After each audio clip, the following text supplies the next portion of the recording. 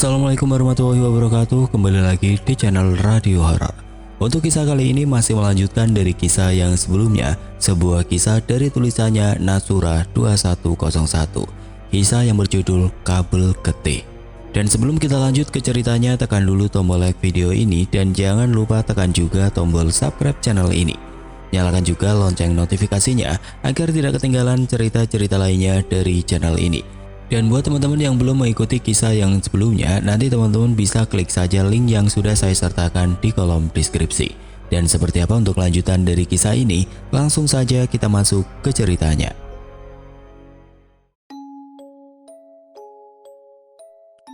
Dini hari pukul 03.40, mereka berdua membuka mata. Pandangan mereka langsung tertuju pada putri mereka yang masih terbujur kaku. Keduanya langsung menangis terseduh-seduh tanpa mampu berdiri dari tempatnya. Tangis mereka berdua terhenti saat mereka mendengar auman si putih. Mereka langsung berdiri, berlari keluar rumah menuju halaman. Di sana tampak si putih berhadapan dengan laki-laki muda berambut panjang. Kasumi dan Pak Ahmad mendekat tepat di samping si putih. "Tenanglah Putih," bisik Pak Ahmad sambil mengelus-ngelus kepala si putih. Terlihat si putih mengangguk lalu mengeloyor pergi. Si putih menuju pintu rumah, duduk tepat di depan undakan pintu. Pak Ahmad dan Kasumi tampak tertegun sebentar. Mereka mengamati pemuda itu dengan seksama dari ujung rambut sampai ujung kaki. Satu hal yang terlintas di benak mereka, pemuda ini pasti bukan orang sembarangan karena mampu menembus pagar hidup yang dipasang Kasumi, yaitu Pulau Sewu. Bagaimana mungkin dia seorang diri bisa mengalahkan 1000 raksasa yang memagari pekarangannya? Belum lagi terjawab segala pertanyaan yang memenuhi benak Kasumi. Tiba-tiba pemuda itu berlutut lalu bibirnya berucap santun. "Saya mohon maaf, beribu maaf kepada Kang Mas dan Mbak Yu. Saya mengaturkan salam hormat saya. Semoga Kang Mas dan Mbak Ayu sudi menerimanya." "Kamu ini siapa?" tanya Kasumi dan Pak Ahmad hampir bersamaan. "Sekali lagi saya mohon maaf beribu maaf. Saya sudah lancang memasuki halaman tanpa permisi. Sungguh saya tidak bermaksud mengganggu semedi Anda berdua." Sima tampak terkejut sekaligus kagum. Pemuda di hadapannya bisa menembus pagar gaib yang dipasang Kasumi tanpa diketahui siapapun dan tidak lagi mampu menyembunyikan kekagumannya. Terpancar jelas dari sorot mata Pak Ahmad. "Bagaimana kau bisa menembus pagar hidup yang kupasang?" Kasumi sudah tidak dapat menahan diri. Pertanyaan yang sedari tadi disimpannya akhirnya keluar. "Pangapunten Mbak Yu, saya tidak memiliki linui. Saya dibekali ini oleh Romo." Pemuda itu memberikan teken atau tongkat. Teken itu dipegang dengan kedua tangannya dengan menunduk. Dia meletakkan di atas kepalanya, lalu mengulurkannya. Pak Ahmad tampak terkejut, begitupun Kasumi. "Dari tata keramanya, sepertinya ia dari Madura," batin Pak Ahmad. Pak Ahmad mengambil teken tersebut lalu mengamatinya dengan seksama, kemudian memberikannya kepada Kasumi. Kasumi memperhatikan dengan seksama lalu mengangguk pasti. "Bangunlah Le, bangunlah. Kamu putra Mbak Yai, murid dari Kiai Muhammad Khalil." "Enggak leres, saya diutus ayahanda untuk menyampaikan teken tersebut buat Nyimas Sapu Jagat." Pak Ahmad dan Kasumi membawa pemuda itu menuju kamar Sapu Jagat. Pemuda itu tampak tidak terkejut, setengah berbisik. Dia berkata, "Santet tutup bumi." Kalimat itu terdengar dengan jelas oleh Pak Ahmad dan Kasumi. Keduanya langsung terhuyung. Tubuh keduanya gemeteran. Dengan sigap pemuda itu menopang tubuh Kasumi yang hampir terjatuh. Begitu juga Pak Ahmad. Lalu dibimbingnya Kasumi untuk duduk. "Menawi Kang Mas tur Mbak Ayu paring restu, saya ingin bersemedi di sini. Sekarang saya paham kenapa Kanjeng Romo mengutus saya mengantar tongkat tersebut ke agem Nyimas Sapu Jagat, supaya saya bisa membangunkan Nyimas Sapu Jagat." "Siapa namamu nak?" Kasumi bertanya. "Saya diberi nama oleh ayahanda, Safawi," jawab pemuda itu. "Ya sudah Le, ca bagus. Aku juga Mbak Ayumu, pasrah bongkoan padamu. Aku pasrahkan adikmu Sapu Jagat kepadamu." "Nggih Kang Mas, Mbak Ayu, sendiko dawu." Lalu Pak Ahmad menyerahkan kembali teken yang tadi diterimanya. Pemuda itu menerimanya santun. Pak Ahmad dan Kasumi berpamitan kepada Safawi sebelum meninggalkan kamar Sapu Jagat. Safawi membuat lingkaran dengan menggunakan teken di tangannya. Lingkaran tersebut melingkari seluruh dipan, melebar agak luas untuk duduk bersila. Lalu Safawi duduk bersila, menancapkan teken itu di depannya. Anehnya, bekas garis teken itu membentuk garis bersinar keemasan. Satu lagi kejanggalannya, bagaimana bisa lantai yang terbuat dari semen bisa dengan mudah dipakai buat menancapkan teken yang hanya terbuat dari kayu. Lantai itu hanya seperti tanah gembur saja. Aku sengaja membuat lingkaran karena aku tidak ingin melibatkan siapapun. Aku tahu betapa berbahayanya situasi yang sedang kau hadapi, Nyimas. Seluruh tubuhmu sudah dicor dengan semen. Jika dilihat dari mata telanjang, kulitmu pucat pasi seperti mayat, seperti sudah tidak ada darah yang beredar. Hal itu menandakan bahwa seluruh pembuluh darahmu juga sudah ditutup dengan santet tutup bumi. Sapu Jagat masih hidup meski sudah demikian keadaannya karena memiliki ilmu Pangreksorogo. Ilmu ini adalah anugerah dari langit karena dengan ilmu ini Sapu Jagat ditakdirkan untuk tetap hidup dan Safawi bertugas membangunkannya dari mati suri. Ilmu Pangreksorogo adalah ilmu yang berkaitan dengan kekuatan hati. Sang pemilik ilmu mampu memerintah pikiran atau otak untuk melakukan fungsinya sebagaimana semestinya. Dalam ilmu kedokteran, jika otak bisa berfungsi dengan baik, maka seluruh organ bisa berfungsi dengan benar. Jika seluruh organ tubuhnya berfungsi dengan benar, maka dia dapat melepaskan diri dari santet tutup bumi. Sehingga semen yang menutup tubuhnya bisa dirontokkan dengan ilmu Pangreksorogo. Hanya dengan kedipan mata, semen itu akan jadi abu. Safawi duduk bersila, matanya terpejam. Sapu Jagat masih terbujur kaku bagai mayat, namun matanya masih terus berair. Pak Ahmad dan Kasumi baru saja menyelesaikan jemaah sholat subuh. Keduanya tampak termenung di depan musola. Mereka jelas sangat berduka. Sorot mata mereka sayu, penuh kekhawatiran. Kuning belum benar-benar pulih. Sekarang Sapu Jagat terbaring bagai mayat di kamarnya. Pagi itu sangat sepi. Burung-burung yang biasanya terdengar riuh juga pergi entah kemana. Angin yang berembus terasa beku. Gemersik dedaunan juga terdengar singlu di telinga Pak Ahmad dan Kasumi. Sebagian daun kering berjatuhan tertutup angin. Halaman rumah yang biasanya bersih kini penuh dengan daun kering yang berserakan karena 2 hari tidak disapu. Biasanya Sapu Jagat yang membersihkannya. Kasumi tertegun. Tangisnya tiba-tiba pecah. Dia meraung-raung bagi anak kecil. Pak Ahmad yang duduk tidak jauh darinya rupanya juga tenggelam dalam tangis sesegukan. Badannya Pak Ahmad menangis tanpa suara. Tiba-tiba Kasumi berdiri lalu berlari masuk rumah. Pak Ahmad tergesa menyusulnya. Rupanya Kasumi menuju kamar Sapu Jagat. Dia terlihat sedang bertengkar dengan si Putih. Dia memaksa ingin masuk kamar Sapu Jagat, namun si Putih melarangnya. Macan putih itu selalu mendorong dengan halus tubuh Kasumi saat dia hendak melangkah masuk. Kasumi tetap bersikukuh memaksa ingin masuk. Akhirnya si Putih mengaum sekeras-kerasnya. Kasumi menutup telinganya lalu jatuh terduduk. Tangisnya kembali pecah. Safawi sebelum memulai semedinya memang telah berpesan bahwa tidak ada satupun yang boleh masuk kamar Sapu Jagat apapun yang terjadi. Kamar itu sengaja tidak ditutup supaya siapapun bisa melihat apa yang terjadi di dalam kamar. Tampak Sapu Jagat masih terbaring kaku bagai mayat, sedangkan Safawi masih tenggelam dalam semedinya. Pak Ahmad datang tergopoh-gopoh, berusaha menenangkan istrinya. Sudahlah Bu, kita sudah pasrah sama Cabagus itu kan. Kalau kamu seperti ini, kamu akan mengganggu semedinya.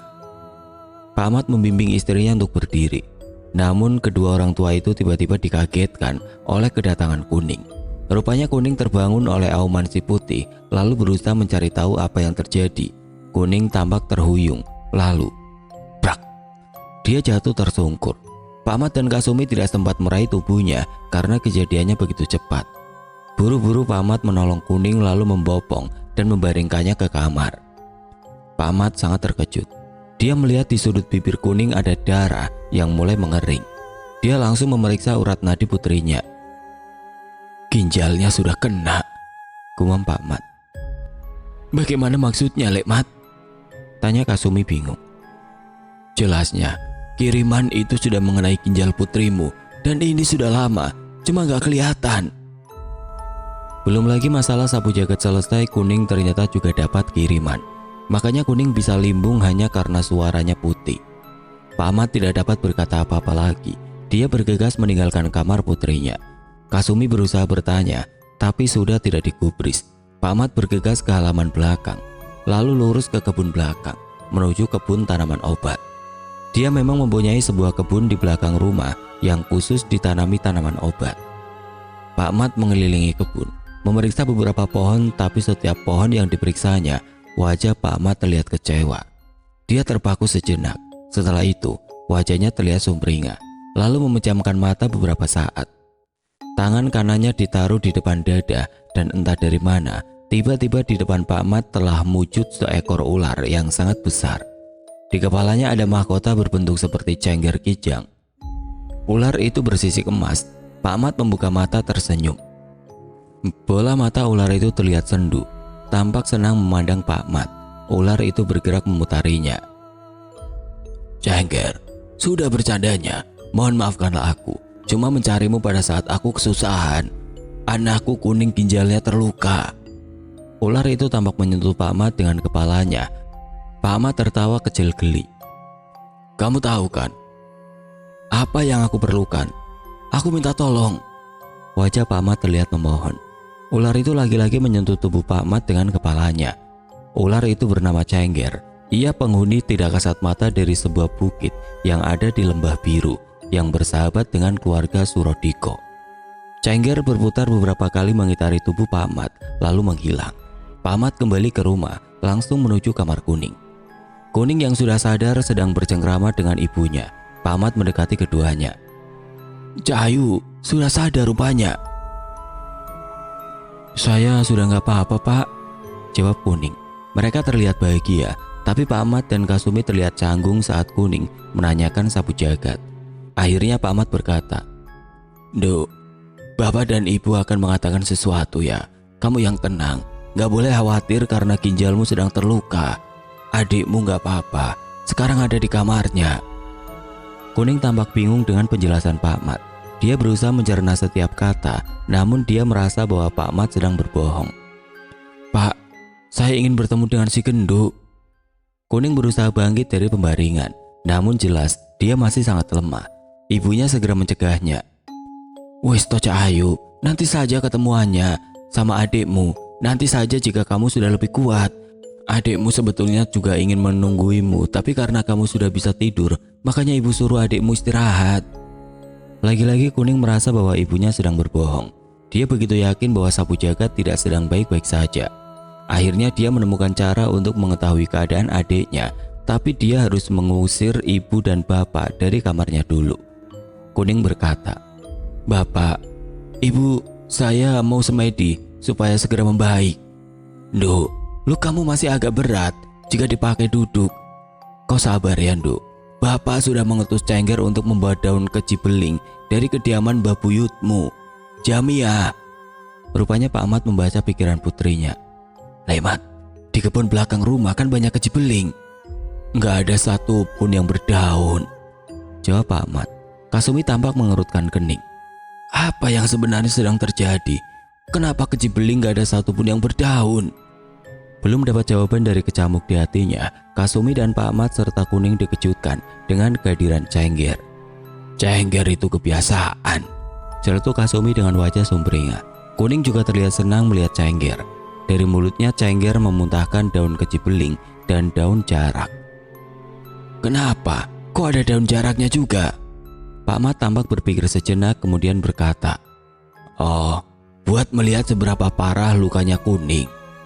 Lalu Pak Ahmad memberikan daun jarak itu kepada putrinya, meminta untuk mengunyahnya. Pahit apa enggak Cahayu? Tanya Pak Ahmad. Enggak pahit Pak. Pak Ahmad terlihat lega mendengar jawaban putrinya. Pak Ahmad memintanya memuntahkan daun jarak, lalu memberinya daun keji beling. Kuning pun hanya bisa menurut apa kata Pak Ahmad. Hari itu masih akan menjadi hari yang panjang. Kuning tampak senang karena Pak Ahmad mengizinkan Cengger untuk menjaganya. Dia bisa meminta tolong Cengger untuk melihat keadaan sapu jagat, pikirnya. Namun lagi-lagi dia kecewa. Rupanya Cengger pun tidak bisa dimintai tolong. Sekarang dia malah terkurung di kamarnya, ditambah ada Cengger di depan pintu. Kuning mulai marah, merutuki diri sendiri. Dia begitu yakin bahwa sesuatu yang buruk telah terjadi pada adiknya. Dia juga begitu marah dengan keadaannya. Sibuk merutuki diri sendiri, gak ada gunanya. Tiba-tiba kalimat itu yang terlintas di pikiran Kuning. Setelah beberapa lama otaknya mulai bisa berpikir jernih. Yang harus aku pikirkan adalah gimana caranya supaya aku bisa tahu keadaan si Genduk. Aku gak mungkin keluar dari kamar ini karena satu, kondisiku memang masih sangat lemah. Dua, si Cengger yang menawan sekaligus nyebelin ada di depan pintu. Dan Cengger terlalu setia kepada bapak dan ibu serta sayang kepada keluarga ini hingga gak mungkin dia berpihak padaku. Jadi satu-satunya cara, aku harus pulih secepatnya. Semedi sambil duduk pasti ketahuan dan dilarang. Lalu kenapa aku gak semedi sambil baring? Bukankah inti dari semedi adalah menyatukan otak, hati, pikiran, jiwa, raga dalam satu tarikan nafas? Ide itu muncul dengan sendirinya. Sesaat kemudian Kuning merapikan selimutnya sampai ke leher, lalu memejamkan mata, menata kedua lengan seperti biasa saat dia bersemedi sambil duduk. Dia mulai tawasul sambil mengatur nafasnya dengan benar. Kuning terbujur bagai seseorang yang sedang tidur. Bedanya, cara tidurnya begitu rapi, tidak bergerak sama sekali. Nafasnya juga sangat teratur. Di mana aku? Kuning tampak kebingungan. Dia mengamati sekeliling, sangat terkejut. Sedetik kemudian dia ketakutan hingga tubuhnya gemeteran. Dia hampir terjatuh ketika tanpa dia sadari seseorang telah menopangnya lalu membimbingnya untuk duduk. Kuning melihat batu yang terbuat dari semen yang berbentuk seperti manusia sedang tergolek di pembaringan. Tapi mata batu itu terus menangis. Kuning menatap bingung sekaligus miris. Siapa pemuda yang telah menopang tubuhnya hingga tidak jadi ambruk lalu membimbingnya untuk duduk? Tidak usah bingung, Nyimas, aku Pak Lekmu. Rupanya pemuda itu membaca kecamuk di dalam hati kutil. Pak Lek, aku gak punya paman seganteng sepertimu. Kuning menutup mulutnya. Jelas mulutnya telah salah bicara. Wajahnya bersemu merah dan pemuda itu juga wajahnya bersemu merah. Kalau memang kau Pak Lekku, kenapa memanggilku Nyimas? Harusnya Nduk toh. Ya sudah, mulai sekarang aku panggil kau Nduk, jawab pemuda itu. Keduanya tampak tersenyum canggung, lalu terduduk malu. Untuk beberapa saat, keduanya sibuk dengan pikiran masing-masing, hingga Kuning membuka percakapan. Sebenarnya, sampean itu siapa? Kita tadi di mana? Itu apa yang tergeletak di pembaringan? Romo memberiku nama Safawi. Aku putranya Mbak Yai. Kita sedang berada di kamar Sapu Jagat. Yang di tempat tidur itu adalah Sapu Jagat. Kuning sangat terkejut. Namun dasar Kuning, dia nggak akan percaya kalau nggak lihat bukti. Apa buktinya kalau memang dirimu putranya Mbak Yai? Safawi tidak menjawab. Dengan sopan dia menunjukkan sebuah teken yang sedang menancap di lantai. Kuning memandangi dengan seksama teken itu. Tanpa diduga oleh Safawi, Kuning mencabut teken tersebut. Lalu dengan kekuatan penuh, Kuning menghantamkan teken tersebut ke batu yang terbuat dari semen, yang oleh Safawi diklaim sebagai adiknya. Dan blar, terjadi benturan yang sangat keras, mereka semua terpental. Kuning terbangun dari semedinya, langsung menghambur keluar. Entah kemana perginya Cengger. Dia tidak ada di depan pintu kamarnya. Namun Kuning justru terlihat senang. Dia bergegas ke kamar adiknya. Semua orang sudah ada di sana. Pecahan semen berserakan di lantai, berceceran kemana-mana, tidak beraturan, memenuhi ruangan. Bahkan ada yang sampai keluar kamar. Dan adiknya terbaring kaku bagai mayat. Kuning menghambur memeluk adiknya. Detik selanjutnya, dia histeris, menangis meraung-raung. Kedua orang tuanya berusaha menenangkannya, namun dia tepis. Jelas dari kilatan matanya dia sangat marah. Bagaimana bisa bapak dan ibu menyembunyikan hal sebesar ini dariku? Matanya tajam memindai seluruh ruangan. Ada si Putih, Cengger, dan pemuda yang tidak dikenalnya. Sedetik kemudian tanpa berkata sepatah kata pun, dia langsung duduk bersimpu dan memejamkan mata. Dia memulai semedinya. Meski matanya terpejam, dari sudut matanya, air matanya terus mengalir tanpa henti, menganak sungai. Beberapa saat kemudian pemuda itu pun juga melakukan hal yang sama. Tanpa berkata sepatah kata pun, dia duduk bersila dan memejamkan mata memulai semedinya. Pak Ahmad tampak tergugu di tempatnya berdiri. Air matanya juga jatuh satu persatu. Dia berbisik kepada si Putih, lalu memandang penuh permohonan kepada Cengger. Selanjutnya, dia tersenyum kecil kepada istrinya, kemudian duduk bersila tidak jauh dari Kuning, lalu memejamkan mata, kemudian meletakkan kedua tangan di dada. Si Putih tampak keluar rumah menuju halaman. Dia berjalan lurus ke tepi jalan lalu duduk di depan gerbang. Sedangkan Cengger beringsut menuju wuwungan rumah, bertengger di sana. Kasumi tampak keluar kamar lalu keluar rumah dari pintu belakang, kemudian berkeliling seluruh pekarangan. Dia memutari pekarangan 7 kali untuk kemudian kembali masuk rumah. Langsung menuju kamar Sapu Jagat. Dia pun langsung bersimpu memejamkan mata. Hari terus berlalu. Mereka terus tenggelam dalam semedi. Mereka tenggelam dalam doa-doa panjang, memohonkan keselamatan untuk Sapu Jagat, memohon agar hati Sapu Jagat terbangun dari mati suri. Tanpa mereka sadari, tiap hari orang-orang berdatangan duduk bersila atau bersimpu di belakang mereka. Tiap hari jumlah orang-orang itu makin bertambah hingga memenuhi seluruh halaman. Entah dari mana mereka berasal, yang pasti orang-orang yang punya niat yang sama, orang-orang yang khawatir terhadap keselamatan Sapu Jagat. Satu hal, mereka yang tidak dapat masuk halaman mereka, tidak ada yang memaksa masuk ke halaman atau pekarangan jika mereka tidak dapat menembus benteng pertahanan yang dibangun oleh Kasumi atau mendapat izin dari si Putih atau Cengger. Ada sebagian dari mereka yang ternyata juga duduk bersila di luar pagar. Mereka terlihat bersikir. Mereka adalah orang-orang yang memiliki ketulusan hati untuk Sapu Jagat. Bukan hanya itu, jika mampu melihat hal yang tidak kasat mata, ternyata dari dunia tidak kasat mata pun banyak yang berada di situ ikut bersila dengan tujuan yang sama. Hari terus berlalu. Hari ini adalah hari ke-7. Wajah Sapu Jagat sudah tidak lagi terlihat seperti mayat. Wajah itu tampak seperti orang yang sedang tertidur. Hari demi hari terus berlalu, seperti ada yang terus menjalar dan tumbuh. Dari wajah melembet ke leher, dada, lengan, dan terus menjalar ke sekujur tubuh hingga ujung kaki. Seolah-olah ada yang sedang bergerak di dalam sana, terus bekerja memperbaiki setiap organ tubuhnya.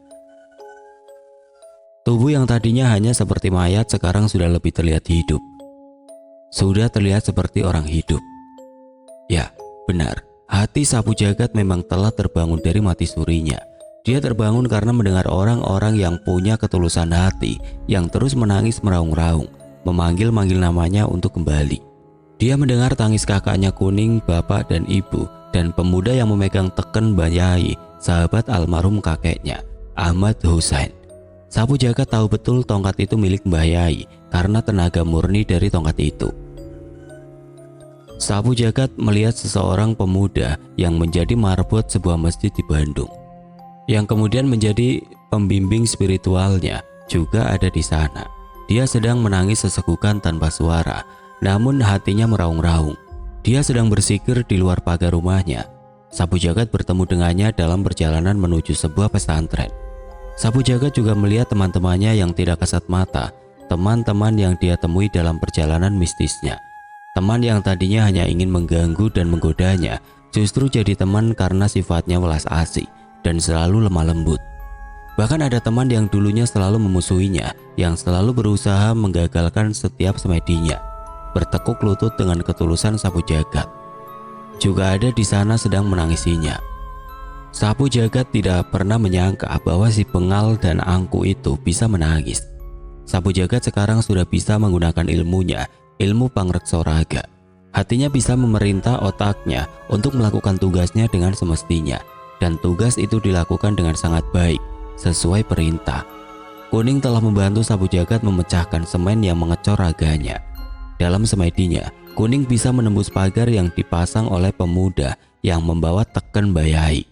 Dan dengan kemarahannya, Kuning telah memukulkan tekan itu ke tubuh Sapu Jagat hingga semen yang mengecor tubuhnya hancur berkeping-keping. Dan sekarang seluruh pembuluh darah yang ditutup juga telah terbuka. Perlahan namun pasti, seluruh organ tubuhnya telah memulihkan dirinya dengan bantuan otak. Dan hari ini adalah belum genap 41 hari sebetulnya. 1 jam sebelum hari ke-41 selesai, dini hari pukul 03, Sapu Jagat membuka matanya. Dia terlihat menggerak-gerakkan jari lalu telapak tangannya. Dikepal, dibuka, dikepal, dibuka. Namun telapak tangannya tidak bisa mengepal secara sempurna. Jari-jari tangannya juga nggak bisa mekar secara sempurna. Sapu Jagat ingin menggerakkan anggota tubuh yang lain, tapi nyatanya belum bisa. Dia juga ingin menoleh, nyatanya juga belum bisa. Matanya berkaca-kaca kemudian jatuh satu persatu, lalu menjadi isakan kecil. Dan isakan kecil itu telah mampu membangunkan semua yang ada di situ yang sedang tenggelam dalam semedi. Mereka hampir bersamaan membuka mata. Semua tahu bahwa Sapu Jagat telah membuka mata dan sadar sepenuhnya. Hati mereka bergetar oleh kasih sayang dan ucapan terima kasih serta permohonan maaf yang diucapkan oleh Sapu Jagat, meski itu di dalam hatinya. Inilah yang dinamakan bahasa hati. Hati yang mampu mendengar ucapan orang yang dikasihinya. Kuning membuka mata, langsung berdiri, menghambur memeluk adiknya kemudian menangis meraung-raung bagai anak kecil. Semua yang ada di ruangan itu hanya mampu terenyuh. Mereka membiarkan Kuning menghabiskan tangis. Begitupun Sapu Jagat. Dia membiarkan kakaknya menghabiskan tangisnya. Dia ingin memeluk kakaknya, tapi tidak bisa. Hatinya juga hancur berkeping, sekaligus bersyukur bahwa Gustine telah mengizinkan semua berjalan sesuai dengan apa yang dia harapkan. Dia berharap bukan kakaknya yang terkena santet tutup bumi, tapi dirinya. Apa benar yang aku pikirkan? Kuning tiba-tiba menghentikan tangis lalu melepaskan pelukan. Semua yang ada di situ benar-benar terkejut karena Kuning berbicara sangat keras, hampir berteriak. Kuning terkadang memang pantas jadi laki-laki daripada perempuan. Kasumi mendekat, membimbing putrinya untuk duduk, mendekatkannya kepada Sapu Jagat. "Nduk, Cahayu, apapun permasalahanmu dengan adikmu dibahas besok-besok saja ya. Adikmu biar pulih dulu. Besok-besok kalau dia sudah pulih, meski kalian berkelahi, ibu nggak akan ikut-ikutan." "Nggih bu, sendiko dawu," jawab Kuning. Akhirnya Kuning sumeleh. Dia menggenggam tangan adiknya erat, tampak masih berlinang air mata. Pak Mat tampak mendekat. "Terima kasih ya Cahayu, kau kembali buat bapak, ibu dan kakak perempuanmu." Sapu Jagat masih belum mengeluarkan sepatah kata pun. Hanya mata yang menyiratkan jawaban dari kalimat yang dilontarkan Pak Mat. Sementara keluarga kecil itu bercengkrama melepas rindu, Safawi dengan penuh kesabaran menjadi penonton. Sepeminuman teh telah berlalu. Akhirnya Pak Mat mempersilahkan Safawi bertemu Sapu Jagat saat dia berdiri di dekat pembaringan. Apa yang dilakukannya sungguh di luar dugaan siapapun yang ada di ruangan itu. Dia menyalurkan tenaga murninya, membuka totokan di beberapa titik, dan hasilnya membuat semua yang ada di ruangan itu semakin terkejut. Bagaimana tidak, Safawi telah membuat Sapu Jagat berucap, "Matur suwun." Pemuda itu hanya tersenyum dan berkata, "Aku cuma pelantara." Kemudian keduanya tampak akrab berbincang seperti sudah kenal selama bertahun-tahun. Setelah puas berbincang dengan Sapu Jagat, Pak Mat meminta istrinya untuk menyiapkan kamar tamu untuk Safawi agar pemuda itu bisa beristirahat. Pak Mat keluar rumah menemui tamu-tamunya. Dia mempersilahkan tamu-tamunya memasuki pendopo. Secara resmi, ia mengucapkan terima kasih yang tidak terhingga, sekaligus permohonan maaf karena sudah merepotkan. Pak Mat juga menyalami semua tamunya satu persatu, berbahasa basi dengan sepatah dua patah kata, termasuk kepada tamunya yang tidak kasat mata. Pak Mat juga mempersilahkan semua tamunya yang berdiri di luar pagar untuk masuk ke pendopo, memperlakukan mereka sama seperti tamu-tamu yang lain. Mereka semua dijamu dengan makanan dan minuman sekedarnya. Pak Mat masih sibuk mendatangi tamunya satu persatu. Ia sangat terkejut. Dari sekian banyak tamunya ada kakak kandung istrinya. Wajah Pak Mat bersemu merah, malu sekaligus merasa bersalah. Dia langsung bersimpuh mohon maaf.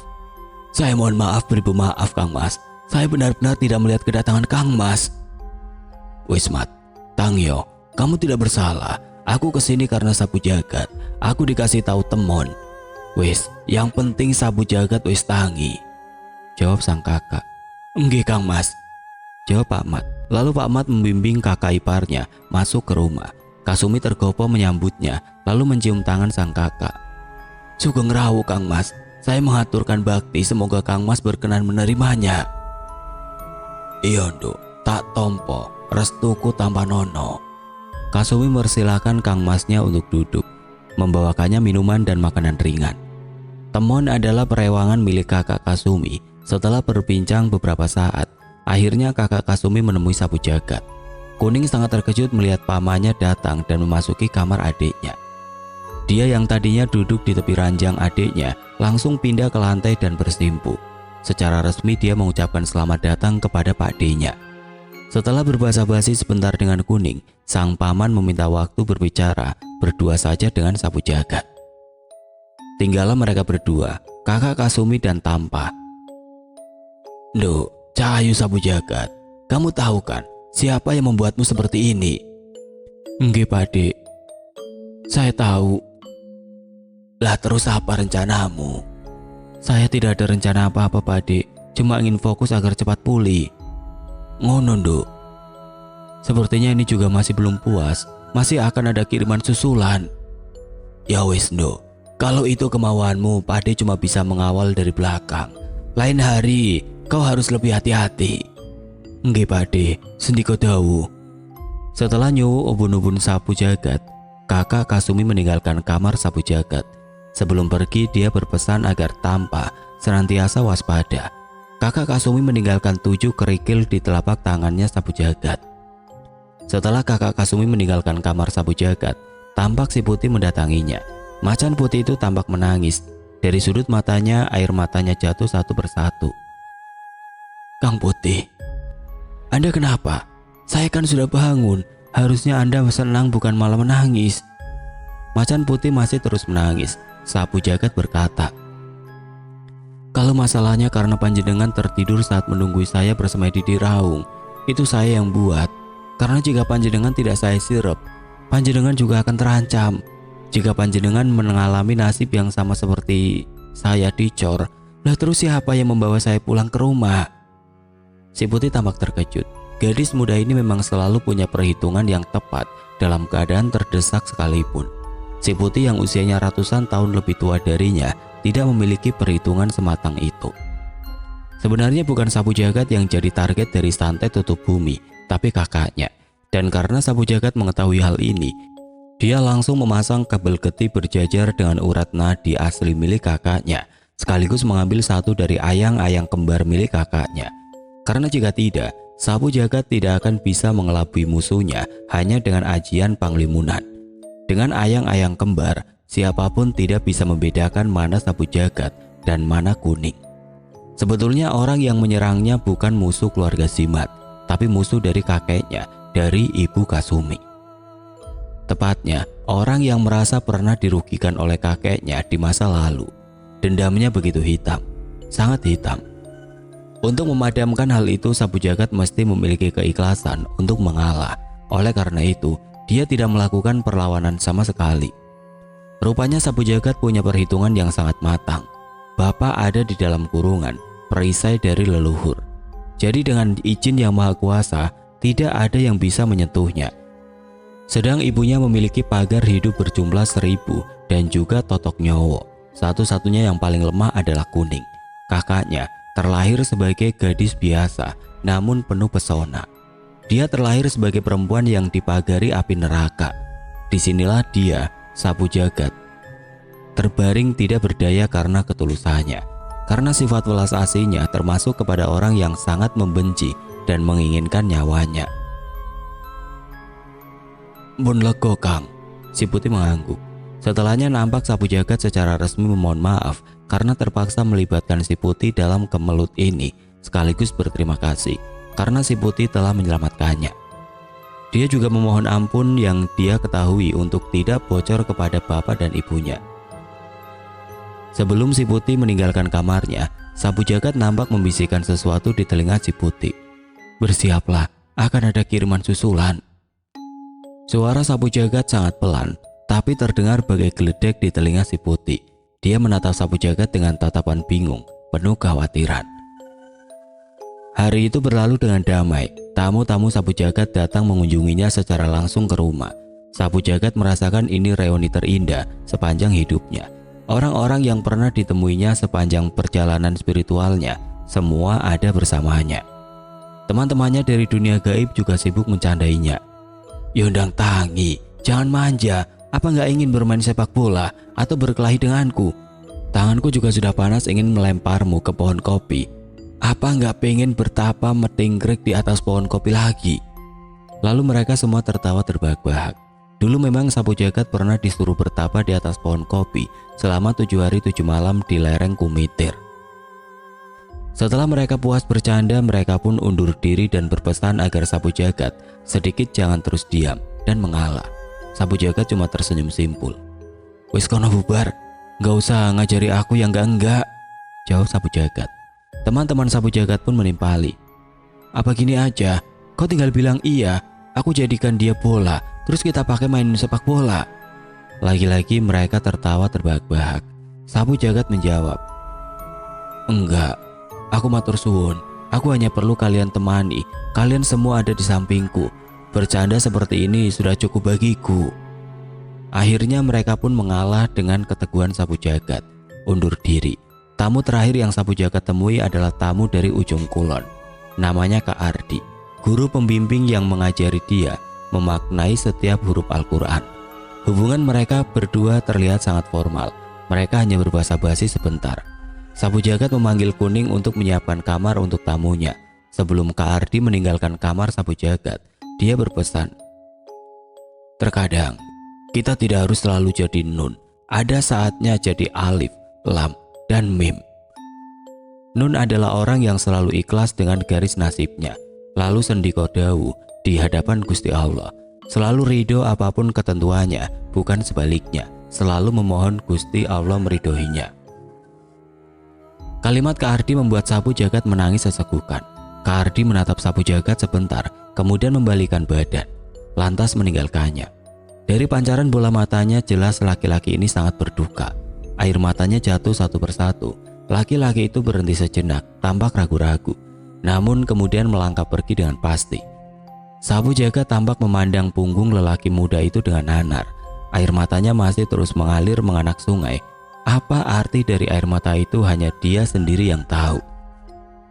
Menasehatiku untuk jangan selalu jadi nun, tapi dirinya sendiri melakukannya. Sapu Jagat menggerutu dalam hati. Hari terus berlalu. Tamu-tamu Sapu Jagat berangsur-angsur mulai meninggalkan kediaman Simat. Hanya tinggal Safawi yang masih ada di sana. 41 hari setelah Sapu Jagat sadar, dia tampak mulai belajar berjalan. Meski masih dalam kawalan, dia memang sudah bisa berjalan, tapi ketika berbaring, jika tidak dibantu untuk bangun, dia tidak bisa bangun. Duduk juga harus bersandar. Sholat juga sambil duduk, karena jika sudah sujud, dia tidak bisa bangun. Lengannya juga tidak bisa direntangkan lurus atau ditekuk dengan benar. Seluruh anggota keluarga selalu setia menjaganya. Safawi sudah berpamitan pulang, tapi masih sering datang dan pergi untuk melihat keadaan Sapu Jagat. Karena kadang-kadang tubuh Sapu Jagat masih tiba-tiba bengkak atau tiba-tiba pingsan. Mereka masih sering mengirim santet susulan. Jika tiba-tiba tubuh Sapu Jagat bengkak, berarti musuhnya memasukkan air ke dalam kulit, tapi di luar daging, dengan ilmu santet. Si Putih juga sudah tidak lagi terlihat berjaga di halaman. Begitu juga Cengger sudah tidak lagi terlihat di atas tuwungan. Pagar hidup yang dipasang oleh Kasumi juga sudah tidak ada di sana. Udara berembus begitu sejuk dan damai. 7 purnama kemudian, keluarga memutuskan untuk membawa Sapu Jagat ke rumah sakit. Yang dikatakan dokter seperti dugaan Sapu Jagat, karena Sapu Jagat mengerti dengan benar apa yang terjadi dengan tubuhnya. Umumnya orang yang terkena santet tutup bumi akan mati seketika. Dokter bilang umur Sapu Jagat tinggal 3 bulan dan sekarang sedang mengalami gejala kelumpuhan. Rusuk tulang belakangnya retak, otak kecilnya retak. Salah satu sistem sarafnya ada yang tersumbat darah beku. Jantung dan paru-parunya juga memar. Sekeranjang obat yang dia bawa dari rumah sakit, ada 12 jenis obat yang harus dia minum setiap hari. Pengobatan secara medis terus dilanjutkan. Laku tirakat juga masih berlanjut. Sapu Jagat butuh 7 tahun untuk benar-benar pulih. Dia dinyatakan sehat oleh salah satu rumah sakit di Kuwait, karena pada tahun 2003 dia pergi ke Kuwait menemani Kuning melanjutkan pendidikannya. Suatu saat dia sakit gigi dan harus ke rumah sakit. Rupanya sang dokter mengerti bahwa ada yang salah dengan kesehatan Sapu Jagat. Dia langsung menggelendang menemui dokter ahli tulang karena memang tubuh Sapu Jagat terlihat seperti kaku. tidak seperti manusia pada umumnya. Kemudian dokter tulang langsung mengumpulkan teman-temannya, 7 dokter ahli dari bidang yang berbeda, ahli kulit, ahli penyakit dalam, ahli bedah, ahli gizi, dia sendiri ahli tulang, dokter gigi yang menggiringnya tadi, dan seorang dokter umum. Sapu Jagat diharuskan melakukan rawat inap dan menjalani pemeriksaan secara intensif. 3 hari kemudian dokter baru memberi nama penyakitnya Sapu Jagat dengan sebutan bronkitis tulang. Setelah itu Sapu Jagat diperbolehkan pulang. Diharuskan minum obat secara teratur. 2 kali dalam sepekan, dia berkunjung ke rumah sakit untuk melakukan check up secara berkala. 6 bulan kemudian Sapu Jagat dinyatakan sembuh, tidak perlu minum obat kecuali vitamin. Tahun 2005, dia meninggalkan Kuwait. Kakaknya masih tinggal di sana, kakaknya telah mendapat pekerjaan yang mapan. Kabel getih tidak pernah dilepas dari pergelangan tangan kuning karena Sapu Jagat ingin terus menjaga kakaknya. Karena musuh keluarganya masih terus mengincar sang kakak.